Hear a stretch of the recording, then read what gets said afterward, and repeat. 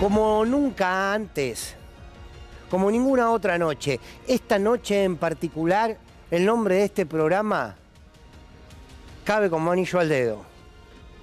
Porque me parece que llegó el tiempo para construir un lugar donde aquellos que se sigan mostrando con cierta debilidad frente al poder y al partido judicial que hoy ha cumplido su objetivo final, que es comenzar con la proscripción a Cristina Kirchner. Hoy, quienes no entiendan, quienes están parados al campo nacional y popular y no entiendan que comienza la madre de todas las batallas, se van a quedar afuera de uno de los momentos históricos más preocupantes que hemos vivido y que estamos viviendo en nuestro país.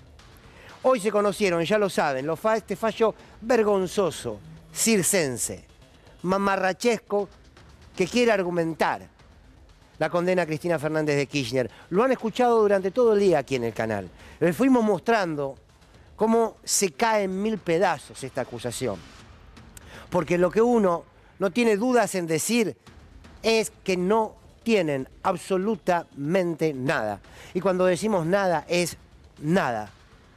¿Por qué estos fundamentos que se dieron a conocer ahora? ¿Para qué? Para teñir de legitimidad una clara proscripción política.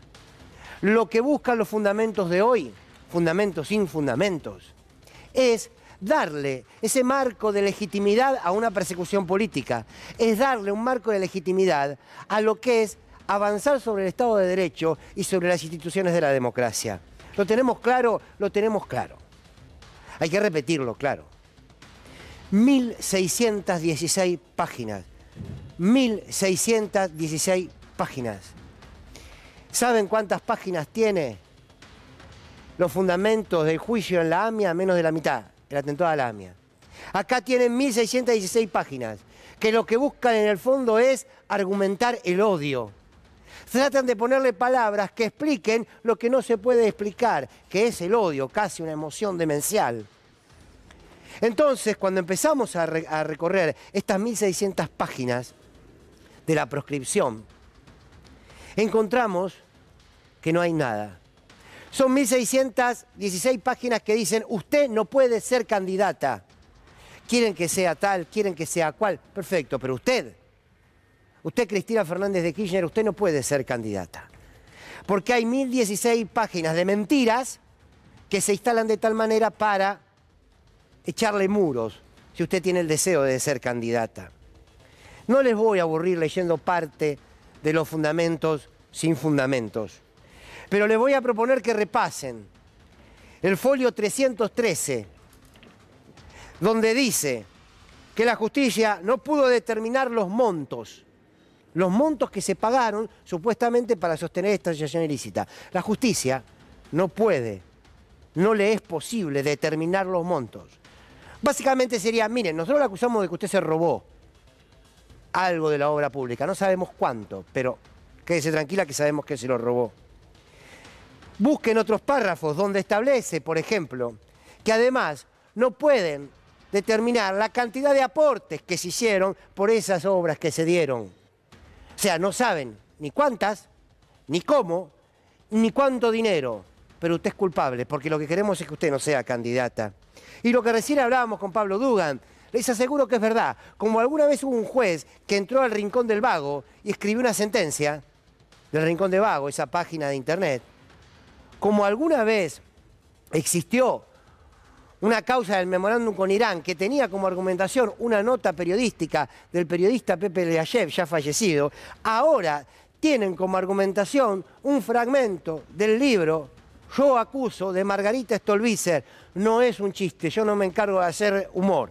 Para eso está Luana y está Tilio en este programa, que lo hacen de maravilla, aunque usted no lo crea. Sí, el libro Yo puedo de Margarita Stolbizer. ¿Saben quién se lo llevó a la justicia? La productora La Cornisa. ¿Saben de quién es la productora La Cornisa? De ese periodista que sale a correr por Palermo y le traen papelitos con data. Estoy hablando de Luis Majul.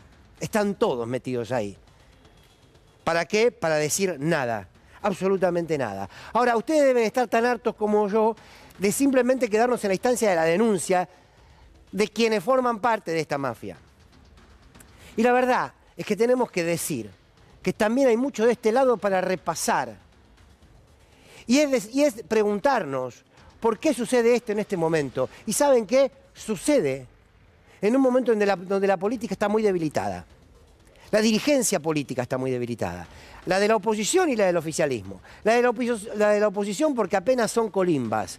Corren, limpian y barren detrás de lo que le dice la tapa de un diario, Clarín o La Nación, y detrás de lo que le dice ese partido judicial. No tienen una idea de nada. No se les cae una idea. Solamente desparraman odio y respetan lo que este poder real les exige.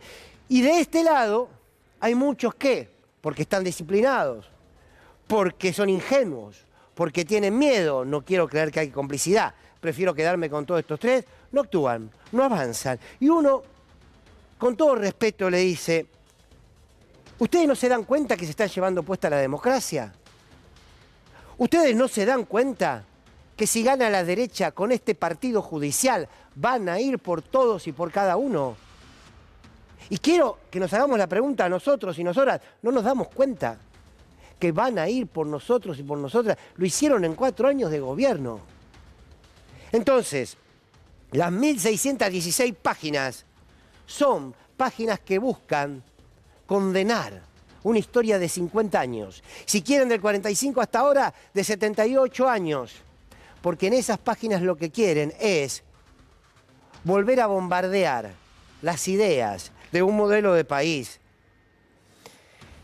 Ustedes saben tanto como yo que si Cristina Kirchner no hubiese recuperado las jubilaciones, se las sacó a los bancos y se las volvió a dar al Estado para que tengamos una jubilación justa, si Cristina no hubiese hecho esto, hoy no había condena y no había sentencia y no había estos fundamentos sin fundamentos. Si no hubiese llevado adelante una ley de medios que ponga en discusión el monopolio comunicacional, hoy no había ni fundamentos ni había condena. Si Cristina Kirchner no hubiese llevado adelante la asignación universal por hijo, no hubiese existido esta condena. Si la actual vicepresidenta no hubiese logrado el 50-50 del ingreso para el trabajador y para las empresas, hoy no hay condena. Sin embargo, está. Ahora, cuando vemos que se condena porque, por ejemplo, se llegó a alcanzar como nunca en la historia ese 50% para el trabajador y para el capital, si no nos damos cuenta que en realidad se la condena por esto, entonces nos están condenando a nosotros como trabajadores, no estamos entendiendo de qué va la película, ¿eh? Es la lucha de intereses. Es la lucha de intereses. Entonces, la política se tiene que despertar un poquito, ¿eh? Y no es Cristina. ¿Quieren sacarle el nombre de Cristina? Sáquenselo. Si no lo toleran escuchar, sáquenselo. Si les molesta, sáquenselo. Ya no es Cristina, ella lo paga. Como ser humano, como persona, como mujer, como dirigente política. Pero ¿saben qué? Cristina dejó de ser Cristina, dejó de ser una mujer hace mucho tiempo para hacer una idea y para hacer un modelo de país concreto. No es un nombre propio. Hoy es Cristina, ayer fue Evita y ayer fue Domingo Perón. Y fue Perón por casualidad, no porque le dio la dignidad a los trabajadores. Entonces, no fue Perón, fue la dignidad de los trabajadores. No persiguieron a Lula por ser solamente Lula, sino porque sacó a 30 millones de hombres y mujeres de la pobreza. No fueron por Chávez porque era Chávez, fueron por Chávez porque recuperó, nacionalizó el petróleo. No fueron por Evo, por el simple hecho de ser Evo, sino porque Evo recuperó los derechos de los indígenas. Es mucho más profundo que un nombre, aunque ese nombre sintetice. Entonces hay que despertarse, porque vienen por la política, vienen por la democracia, aunque sea como defensa propia. Si no la digieren a Cristina, miren, no la digieran, háganlo por defensa propia, porque queremos seguir viviendo en democracia. Hay una sola diferencia entre la cobardía, entre los cobardes y los mafiosos. La diferencia a veces es la actitud. Teniendo actitud, después puedes elegir el camino. Si el pueblo argentino, todo, no sale a defender a la mujer que puso en riesgo su propia vida por defender los derechos de su pueblo, ese pueblo se está suicidando. Si el peronismo no se encolumna en la defensa de una mujer que representa la lucha histórica de los trabajadores, entonces el peronismo estará traicionando su historia. no es una cuestión, por favor, no es una cuestión de ser kirchnerista o antikirchnerista. No seamos tan mediocres, no seamos tan chatos en los análisis. No es cuestión de defender a una mujer si es kirchnerista y si la criticás si es antikirchnerista. No.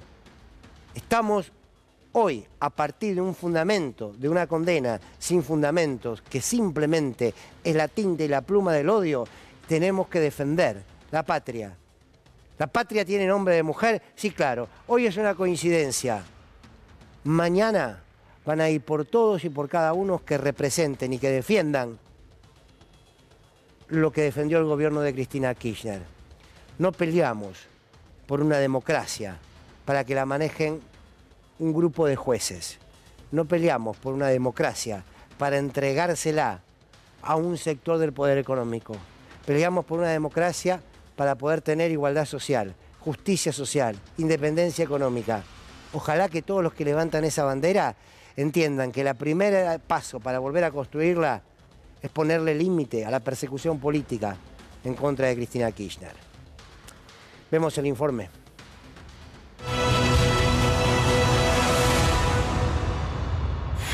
Sabés que lo que vos estabas diciendo es muy importante, porque hoy lo que está pasando es lo que en un país más o menos normal sucede. ¡De acá! Hay un tribunal que ve la prueba, que decide culpabilidad o inocencia y que explica los fundamentos. Un tribunal que lo integraban un fiscal y uno de los integrantes del tribunal que jugaban al fútbol en la quinta del expresidente Macri, o sea, el adversario de Cristina.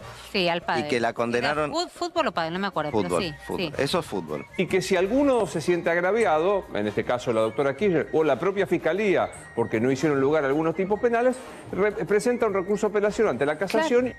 Ese fallo está en manos ahora de Hornos y Boriski, que son los que juegan al pádel con Macri. ¿Vos qué pensás que va a pasar? Y un extraordinario ante la Corte. Y si hubiera una instancia superior es la Corte de Rosati y Rosenkrantz.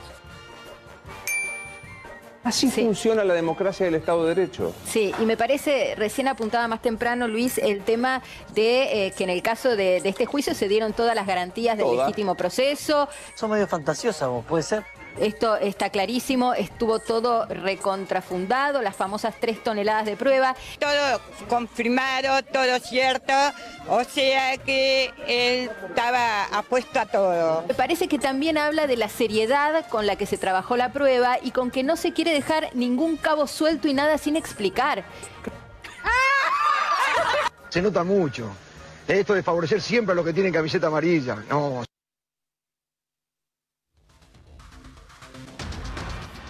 Espero que haya quedado medianamente claro. Buenas noches, ¿cómo...? Buenas noches, ¿cómo le va? No, yo le estaba cuidando el asiento porque usted lo deja en medio de... Pues, 4 peronistas, alguien se lo va a chorear seguro, ¿me entiende? Entonces yo se lo cuido un poquito de lo que les dije, ni una palabra a nadie, ¿ok? ¿Qué le dijo? No, cosa nuestra. Tenemos así a usted como un ídolo y nosotros por debajo tenemos... está bien, vaya. Usted empezó ahí en el programa, ahora ya arranca acá.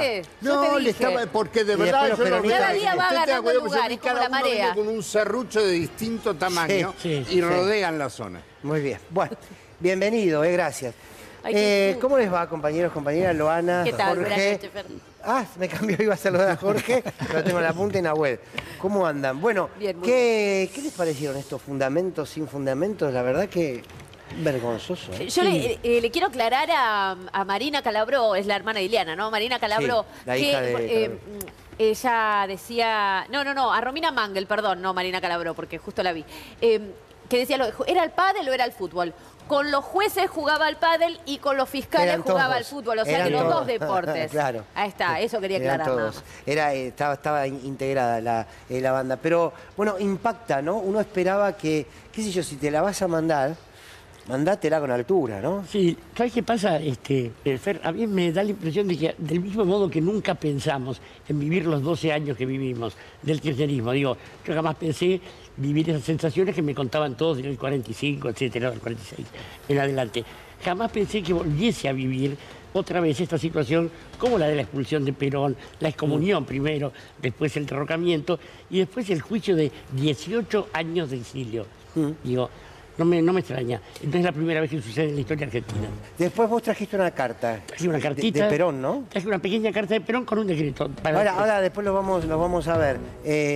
Me incomoda. Más me incomoda a mí y me la banco toda la noche con esto. Jorge, no, porque está mirando ahí, sí, como los anteojos negros. Sí, la realidad es que la mirada de Facherman... Bánquensela, loco. Es la conciencia suya, no es mi mirada. Claro. Bueno, no, yo sé lo que creo, Fernando, que te escuchaba en el editorial. Estamos viviendo una situación a 40 años de la reconstrucción de la democracia que expresa los movimientos de un Estado mafioso. Un Estado mafioso controlado, articulado por un poder judicial en connivencia con las 5.000 familias más adineradas de este país, que además controlan, por supuesto, las usinas de propaganda de la derecha de nuestro país.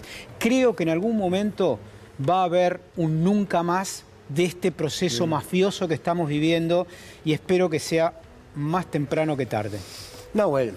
Sí, creo una vez alguien dijo, y no sin razón, que el poder es impunidad, ¿no? Entonces, el poder es impunidad, había dicho una vez Chabrán, ¿no? Para ponerle nombre y apellido. Y hay una cuota de razón. ¿Por qué? Sí. Porque vos decías, podrían haberlo hecho de una forma más elegante, podrían haberlo cuidado más. No, el poder, ese tipo de poder, mejor dicho. No le hace falta. El poder necesita ser obsceno, pero no es solo que no le hace falta. Necesita demostrar el poder, ese poder fáctico, el poder de las élites. ¿Vieron la famosa frase, los ricos no piden permiso? Claro. Como la novela de Suárez. El poder se ejerce, y se ejerce con obscenidad, se ejerce con impunidad. Porque es esa impunidad, es lago escondido, es estofallo, es D'Alessandro siguiendo, caminando como si nada pasara, lo que hace que ese poder se sienta impune, por decirlo de una manera. Cuando la humanidad no aguanta más, viene la Revolución Francesa también, ¿no? Pero, bueno, estas cosas. ¿Vos querés que...? Sí. Ahora, espera, te propongo que veamos un nuevo informe sobre Cristina y este fundamento de la condena, y vamos a esta carta histórica y que es increíble, la podemos traer hoy al presente. Dale.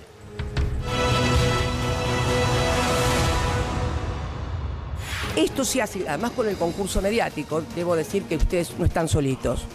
Sería imposible que pudieran hacer todo esto que han hecho solitos. La pata mediática ha sido siempre, absolutamente siempre, imprescindible.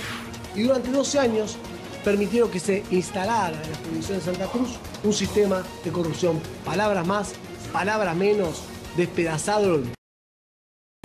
Este es el momento. ¿Es corrupción o justicia? Insisto, ¿es corrupción o justicia?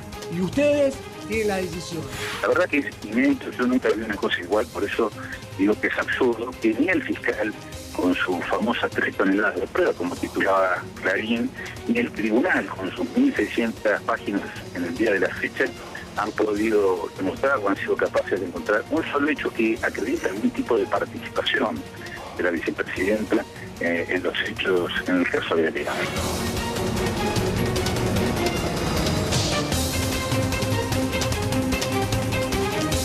Debo decir que esto, más que un tribunal del lawfare, fue muy generosa, creo. En realidad es un verdadero pelotón de fusilamiento. Estos jueces están abriendo la campaña presidencial.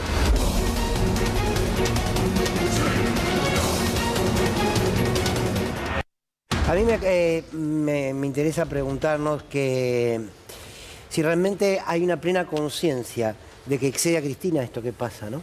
Digamos, lo paga ella, pero excede a Cristina esto que pasa.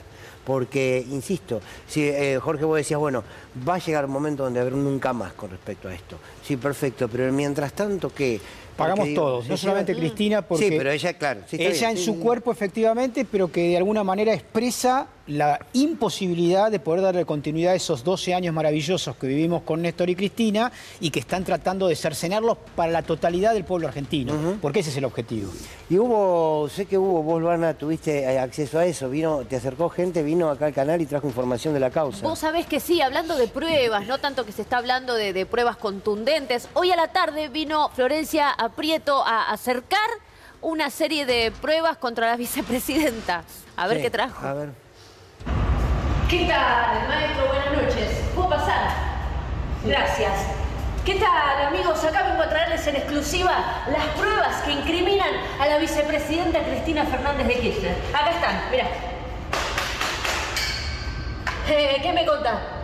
Bueno, no hay nada, pero es obvio que robó. Es más, dicen que ella tiene un microchip que le puso a cada billete y que ella en su muñeca tiene un dispositivo que aprieta el billete y todos los billetes se van acercando hacia su bóveda personal que tiene en algún lado, que no sabemos dónde, pero la tiene. Así que bueno, las pruebas están, digamos. Tengo la data, tengo la fuente.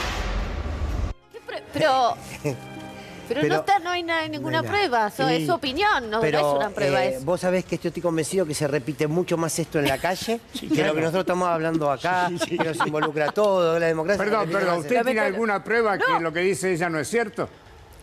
Es al revés, es al revés. No es al revés. Ustedes están desacreditando a una señora investigadora que sigue adelante con la bandera de la República. Muy bien. Ahora le digo, voy a tomar lo que usted dice, aunque es difícil tomar lo que usted dice. Difícil, yo tomo unas cosas que no le van a caer bien. No tomemos lo que él toma. Pero vos fíjate qué interesante, raro que plantee este hombre algo interesante. Pero digo, si a mí no me... ¿Por qué es? Siempre se está a la defensiva.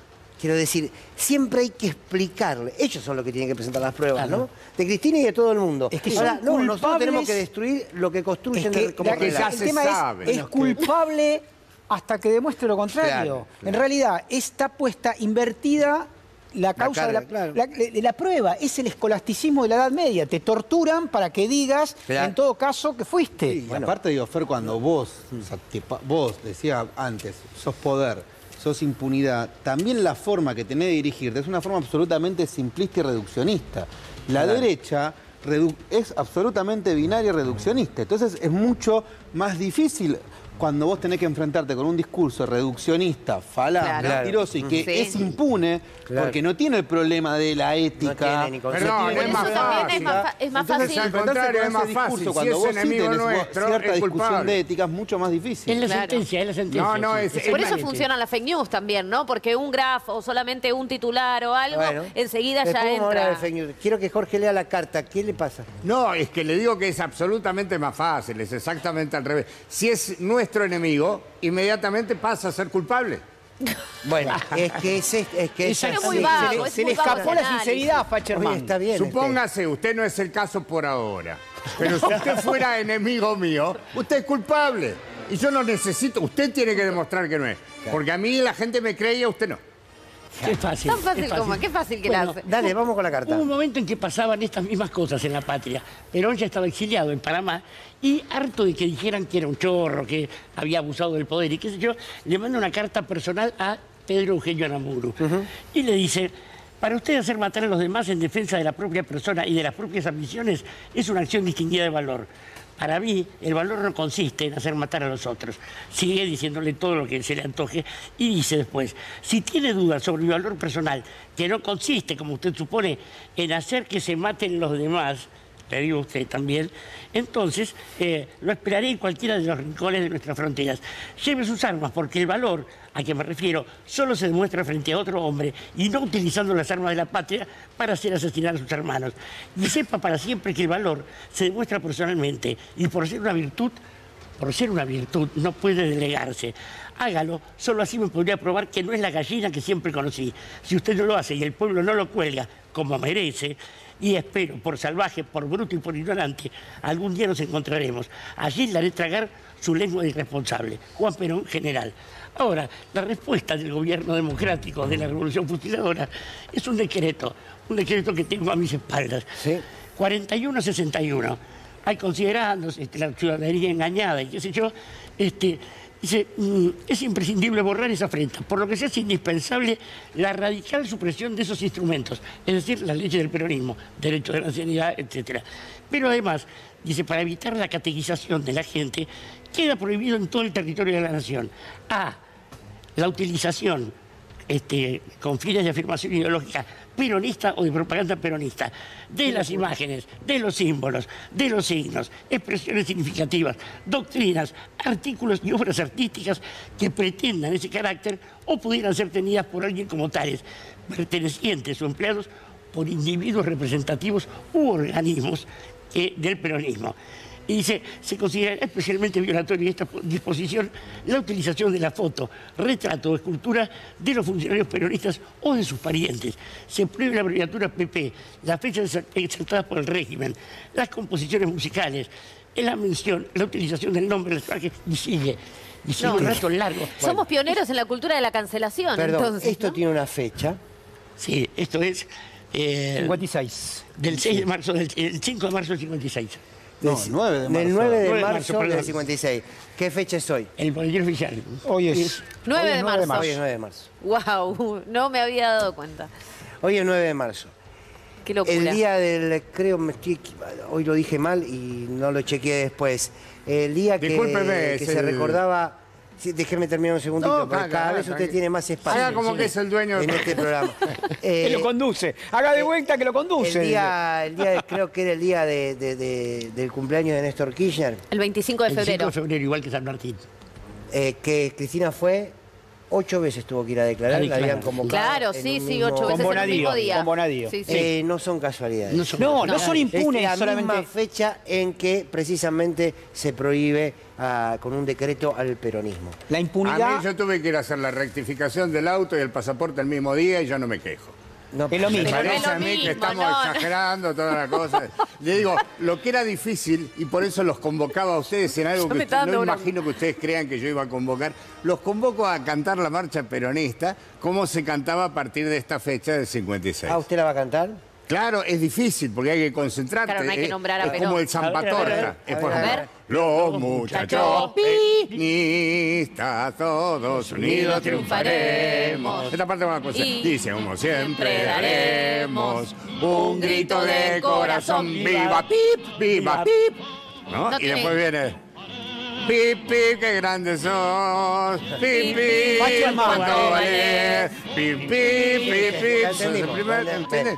¿Le gusta eso? ¿Cómo les duele la marcha? No, porque digo por ahí si no ensayamos podemos salir de gira como el coro Kennedy o algo así. ¿Cómo les duele la marcha, Facherman? ¿Qué cosa que... Bueno, se la sabe toda igual, ¿eh? Porque nosotros no tenemos. Teníamos una, pero no nos dejan cantar más, así que no. Me parece que hay hoy en día discusiones que es muy oportuno esto que trae Jorge, porque nos ayuda a entender que estamos en las mismas batallas. Exacto. No ha cambiado la lógica del poder. La historia se repite. No ha cambiado la lógica del poder, pero también hubo una reacción a la proscripción del peronismo, que uno no ve tal reacción, desea verla ante la proscripción de Cristina Kirchner. Ahora hay muchos peronistas que están debatiendo si Cristina está proscripta o no. Lo que hubo fue la resistencia peronista, directamente. Bueno, claro. No está conscripta, ya lo dijimos. Hay una cosa importante que también, el decreto que leía ahí Jorge, mencionaba lo de las obras artísticas, ¿no? Vos decís, bueno, ¿por qué obras artísticas eso? Porque la idea también de la proscripción era desperonizar a la sociedad. Bueno, entonces la idea de desperonizar a la sociedad era una idea cultural de cómo se iba desperonizando determinados elementos que tenían la identidad, ¿no? Porque lo que se trataba de romper una identidad. Bueno, me parece que, y recordemos que también eso lo que hizo fue que surja el antiperonismo, o sea, como algo rabioso, como un fenómeno político, y hoy eso lo vemos también con el antiquillerismo. Entonces, se construye en oposición a, pero para construirte en oposición a, lo que tiene que hacer es buscar los valores, no hay forma, porque esto es lo peligroso de estos discursos, no rescatan lo positivo de lo que podrían hacer, tienen que hacerlo mediante diferenciarse del otro por la negativa. La primera mentira que dicen es ni vencedores ni vencidos. Esa frase, que es de la Revolución Fusiladora, se usó después de Caseros. Dos cositas, bueno, mira, yo creo una cosa. Primero, Jorge Rafael Videla también pensó que era impune. Jorge Rafael Videla también pensó que era impune. Y por otro lado, creo que sí se están dando, en una forma muy larvada, procesos de resistencia de cara a lo que está sucediendo con Cristina. Por ahora no lo vemos, pero me parece que en los próximos meses lo vamos a ver sin duda. Sí, el empoderamiento popular, ¿no? Es el que deben hacer. Y el feminismo también. Pero claro, el crecimiento del feminismo popular también me parece que eso ahí es donde se va a notar más. Coincido totalmente. Hay una... Pero aparte es esta construcción. Cuando nosotros lo escuchamos, lo que plantea acá nuestro amigo Facherman, y lo que repite la sociedad, tiene que ver con una construcción mediática permanente. Si bien yo no creo que todos seamos la resultante de una construcción de los medios, porque hay mucho, desde muchos lugares donde nos construyen, sí pasan estas cosas que quiero que ustedes ahora vean, para ver cómo se va construyendo un relato. Y después aparece el odio o el desprecio y nadie se hace cargo. O aparece alguien que gatilla a 2 centímetros el rostro de la vicepresidenta y nadie se hace cargo. En este caso, un periodista de otro canal haciendo un informe sobre unos dichos del gobernador de la provincia de Buenos Aires, Axel Kicillof. Y después pegadito van a ver lo que realmente dijo Axel Kicillof. Fue un trabajo de edición. Miren cómo editan algunos comunicadores. Yo recuerdo hace 10, 11 años, en 678, llamó a fundir a la empresa Techinta, Paolo Roca. Mirá Kicillof. Hoy la chapa en Argentina está más cara que en el mundo. Eso uno podría decir es un problema de competitividad. Lo que habría que hacer es bajar el precio de la chapa y fundir al señor Paolo Roca, cosa que podría pasar si dejamos entrar la andanada de chapa del exterior que a precio de dumping está tratando de invadir estos mercados. Che, muy buena idea, fundir a Techint. Nunca se me hubiera ocurrido, ¿no? La empresa más importante de Argentina, hay que fundirla. Muy inteligente. ¿Te lo imaginás, presidenta Kicillof? Bueno, esto que están viendo es tal cual lo pasaron en el programa. Y esta era la síntesis a la que llegaba el periodista Viale. Fíjense realmente lo que dijo Axel Kicillof. Es un problema de competitividad. Lo que habría que hacer es bajar el precio de la chapa y fundir al señor Paolo Roca, cosa que podría pasar si dejamos entrar la andanada de chapa del exterior que a precio de dumping está tratando de invadir estos mercados. A pesar de sus declaraciones, vamos a seguir apoyando a la industria nacional. Son tremendos, ¿eh? Che, editaron la parte que seguía. Sí. A pesar de esto, lo que estaba diciendo Kicillof es, nosotros podríamos hacer esto y sin embargo no lo vamos a hacer. Vamos a controlar que no vengan de afuera todo lo que produce esta empresa para cuidarla. Más allá de que piense distinto, nosotros vamos a seguir apostando por la industria nacional. ¿Qué te contaron la mitad? Totalmente, además porque el enemigo de toda esta gente siempre fue la industrialización del país, para seguir con el monopolio del campo, ¿no? Mirá, y ahí, pero a eso se le suma, vos hablabas de los medios, la batalla por el sentido. A ver, estamos de acuerdo que nadie va a decir que la Universidad de Harvard, vos Facherman, no me vas a dejar decir, la Universidad de Harvard es ni kirchnerista, ni peronista, ni populista, ¿no? Yo fui acá, Boedo, no. La Universidad de Harvard, que no es nada de eso, es más, uno podría decir es más bien liberal en muchos aspectos, sacó un informe hace poco donde dice que hoy se consumen más noticias falsas que noticias verdaderas. Entonces, eso no pasó nunca en la historia. O sea, sí, que pasó en la historia que había mentiras, por supuesto, que se difundían mentiras, sí, que había aparatos de propaganda en la Segunda Guerra Mundial, lo hubo. Pero esta cuestión de que cotidianamente agarres el celular, vayas a los grupos de WhatsApp y permanentemente haya una idea donde vos ya no sabés qué es verdad y qué es mentira, y lo peor es que consumís más noticias falsas que noticias verdaderas, va construyendo también una subjetividad que hace mucho más difícil, porque ya no alcanza solo con decir la verdad. No. Ya tenés que y es el sesgo de confirmación también. Tita, en la dictadura teníamos la prensa canalla y así la denominó Rodolfo Walsh. Hoy tenemos a canallas como Johnny Viale diciendo estas barbaridades, tergiversando a propósito para generar confusión y mentirle a la sociedad. Todo esto sucede al mismo tiempo. Ahora que me dijeron que hay algo más de Axel Kicillof. Sí, vamos a verlo. Creo que una nota que hizo con su gato, ¿eh? Acá viene mi gata, Bueno, bienvenida. Todavía no apareció. ¿Cómo se llama? Tiene esta Katia. Bien. A ver si tiene algo para decir. Dale, Axel, que no me quiero perder sin lugar para los débiles. Bueno, y bueno, no puede ser nada. No, pero está perfecto. Muy bien, esa es otra fake news, yo la compro, otra fake news, pero bueno. Yo quería agregar una cosita, diga. Porque también está el que nos olvidamos, ¿sabes? Muchas veces cuando hablamos de fake news, lo que es el sesgo de confirmación. Vos tenés gente que necesita creer que Cristina es chorra, que por más que uno le muestre y le diga, bueno, pero las pruebas no están, necesitan creer que es. Entonces van a consumir las fake news y las noticias que les confirmen sus creencias. Por más que, o sea, contra eso me parece que no hay nada que hacer. Se construye algo que se llama efecto burbuja. ¿Qué es el efecto burbuja en redes sociales? El efecto burbuja es esta idea de que vos en tu Instagram, en tu Facebook, en tu Twitter, lo que sea, solamente estás con personas que piensan lo mismo. Entonces, son todas personas que odian a Cristina. Ahora, cuando esto genera un efecto y cuando alguien dice algo retroalimentación. distinto a ese efecto burbuja, por ejemplo, dice, no sé, suponete la Corte Suprema, tal cosa, tal otra, jugaban al fútbol, inmediatamente alguien va a armar una fake news para desmentir a ese que está diciendo la verdad. Pero vamos a la época donde no había ni celular, no había redes. La lógica de construir enemigo interno es una lógica histórica del poder, ¿no? ¿Por qué? Porque de alguna manera lo que hace es derivar la atención de la sociedad en sujetos construidos, sujetos susceptibles de ser odiados. Ahora, yo estoy convencido que no odia quien quiere, odia quien puede. Tenés que tener la capacidad de odiar. Sí, hace bien usted señalarse. Yo, por ejemplo, tengo. Sí. Ya nos dimos cuenta igual. Les puedo agregar una cosa porque veo que no están tan imbuidos en el tema como yo esperaba. Lo peor no es la fake news, sino algo que en terminología americana se denomina ¿Cómo sabe? Bad milking. ¿No? Bad milking es la forma en que uno... Porque uno puede decir, encontraron un dinosaurio en la laguna de Chascomús.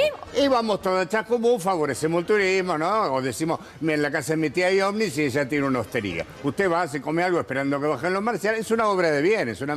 Ahora, ya el bad milking es meterle en la cabeza a la gente algo que no es cierto. Digamos que es la mayoría de lo que hace todo el tiempo. Bad milking, que es malalechismo, sería. Malalechismo, claro, sí, bueno, sería. milk, cosas lecheando sería. Es lo que hace Johnny Viale. Claro.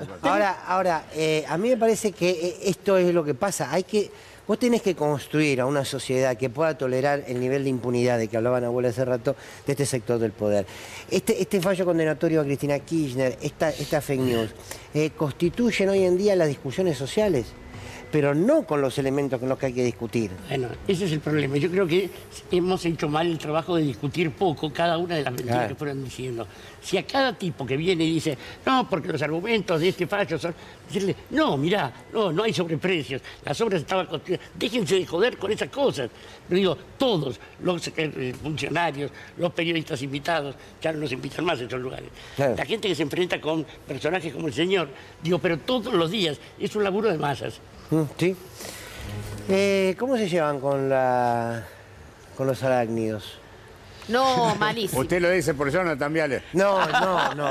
Porque a mí me parece un profesional de la puta. Sí, el alacrán es un arácnido. Es un arácnido, sí. Está bien, sí, me están diciendo mirá, acá, alacrán, yo pensé que hablaban de alacrán del humorista, el que hacía chistes, ¿no? Ese no, el Yupi, ¿no? Los alacranes...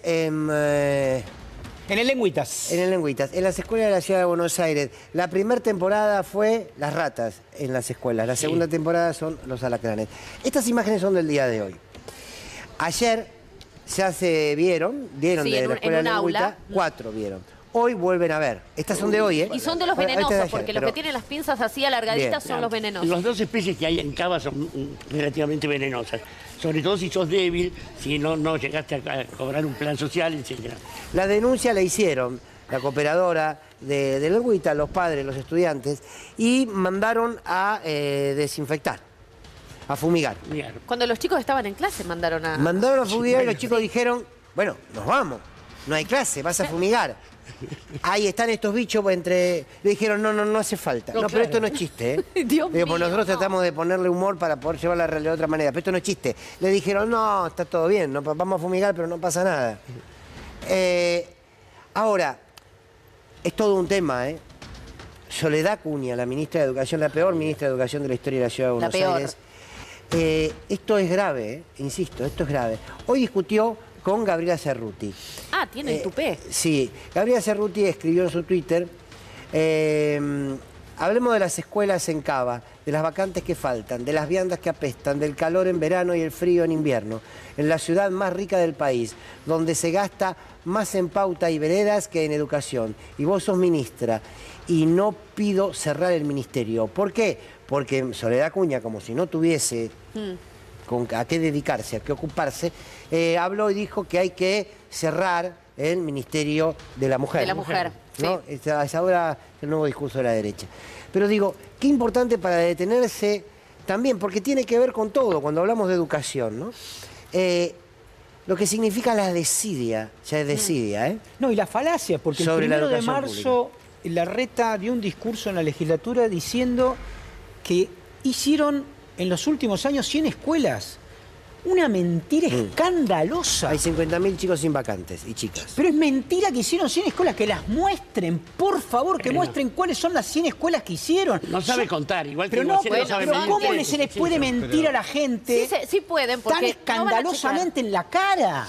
Ayer Soledad Acuña dijo, Luana, que a todas las maestras que se adhirieron al paro del 8M se les va a descontar el día porque no había motivos para hacer un paro. Por supuesto, y no me sorprende. Sí, También ha dicho que muchas cayeron en la docencia porque fracasaron en otras carreras. O sea que no me sorprende. Esta señora es un desastre. Y esto, claramente, las ratas, los alacranes, es la consecuencia de 16 años de macrismo en la ciudad. No es solo desidia, vos decías que es desidia. Sí. Creo que es algo peor, creo que es mala intención que podría convertirse en delito. Sí. Tengamos en cuenta algo también. Por el calor infernal que hacen las escuelas, mis hijos van a escuela pública, un grupo de padres llevó a una de las escuelas de la ciudad ventiladores. Se pusieron de acuerdo, vamos a llevar ventiladores. Porque no andan los ventiladores de techo. De hecho, en el Lengüita se cayó un ventilador de techo. Digo, ¿no? O sea, tenés que esquivar al alacrán y esquivar al ventilador de techo. Bueno, en la escuela de mi hija, 3 días sin agua. Bueno. Y no puedo mandar agua ni mineral de... Esto sale acá, porque en otro lado no salen estas noticias. ¿No? Bueno, llevaron los ventiladores. Vino una supervisora, por orden del Ministerio de Ciudad, y dijo, no pueden tener ventiladores. Le sacó todos los ventiladores y salió Soledad Acuña a decir que no pueden llevar ventiladores, que ella se compromete a llevar botellitas de agua para los chicos. Sí, que llegaron calientes y que no había para todos los alumnos. Yo igual le puedo decir una cosa, contribuyendo en contrario al señor del baúl. Si uno va a mentir, tiene que mentir en la cara. Porque si uno miente por atrás, el tipo por ahí ni se entera. La mentira hay que decirla de frente y sostenerla hasta con una sonrisa. No me acosté con tu esposa. ¿Ustedes se están enorgulleciendo de mentir? No, pero si llegamos al punto de tener que mentir porque alguien no puede ser educable o porque no nos quiere votar, ahí nosotros le mentimos en la cara. Hicimos 100 escuelas. Bueno. Sí, varias son rojas y varias azules. Cállese. Mira. Vamos a ver a Mauricio Macri. Cada persona que se acerca a Macri después parece que no le va tan bien. A ver. Portugal, muy buenos jugadores. Francia tiene muy buenos jugadores, último campeón. Y Alemania nunca se la puede descartar, porque raza superior, siempre juegan hasta el final, pero estar ahí es algo que nos tiene que mover. Así que ojalá que no nos caigamos como en esta última vuelta, que la anterior, que nos caímos muy rápido. ¿Usted trajo esto, Atilio? No, pero le explico, yo estoy haciendo un estudio. Qué raro que se traído. Claro, ustedes lo enfocan de esta manera, pues son tendenciosos. Esa cosa. Ustedes quieren salir en bendita, eso es lo que pasa. Entonces ustedes dicen, no, miralo. No, es al revés. Estamos haciendo un estudio para saber por qué la gente que se relaciona con Mauri tiene repentina mala suerte, ¿no? Pero obviamente que no es él, sino que hay una cierta gente, apostamos a que son kirchneristas, que han planeado que la gente que se junta con Macri tenga después desafortunados eventos, empezando por ejemplo, acá tenemos hemos traído un informe que nos ilustra, ¿no? Vamos a ver cuál es la primera que nos ponen. A ver. Si es que nos la ponen, ¿no? Siempre. Sí, ahí está. Bueno, vino a ver Arabia Saudita, primer partido de Argentina. Y que perdimos. Y le agarra como una emoción a los jugadores, está Macri. Y se les pasaron por arriba. Porque mirá que los árabes jugaban como el culo, no había forma de perder ese partido. Pero bueno, justo se dio esta casualidad. Figuras históricas de Brasil ahí, ¿eh? Ahí sí, está, también. Mirá. Sí, algunos ahora están padeciendo, Ronaldo. Tienen que hacer Pero ese día, ¿qué pasó con la figura? Ese día no fue que perdió Brasil. Perdió Brasil con Croacia ese día. Sí, bueno, ha ocurrido varias veces que varios equipos han perdido. Sigamos. Él iba porque él estaba recorriendo los estadios. También fue algún partido que ganó alguien, ¿no? Siempre hay dos. No sabemos, No lo sabemos, pero seguramente debe haber pasado. Sí. Después tenemos, porque estamos haciendo un estudio siguiéndolo desde hace meses, no va a ningún lado, pero nosotros acá lo tenemos, bueno, acá tenemos, cuando yo vi esto dije, esto va a desmentir perfectamente lo que está ocurriendo, porque tenemos el PSG con la mejor delantera, yo te diría, de la historia, ¿no? Porque tenemos a Messi, el mejor argentino, el mejor jugador del mundo, Mbappé, el mejor francés, Neymar, y Neymar, o sea, no te parece ahí porque te pasan por arriba. Perdieron 2-0 con Bayern Múnich. que no le gana Atlanta. No le gana Atlanta. ¿Cómo que Bayern Múnich no le gana? No le gana. Vos le ponés a los muchachos de Atlanta y dices, bajámelo cuando viene. Pero son alemanes, son alemanes. Pero son alemanes con más odio, así que son la raza superior. Tomá.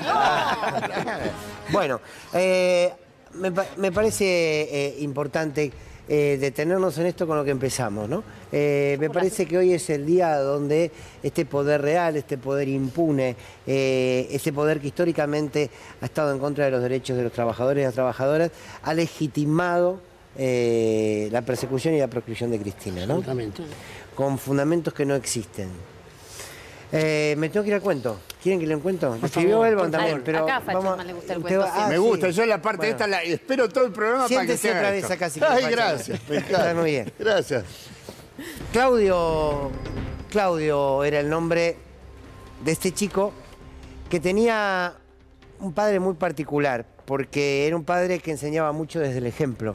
Hablaba poco, o por lo menos no hablaba de aquello que a Claudio le quedó como muy registrado. Y que fue esto de los códigos, que era tener códigos en la vida. Y la verdad es que su papá nunca lo sentó. Y le dijo, mira, de esto se tratan los códigos, hay que tener códigos. No.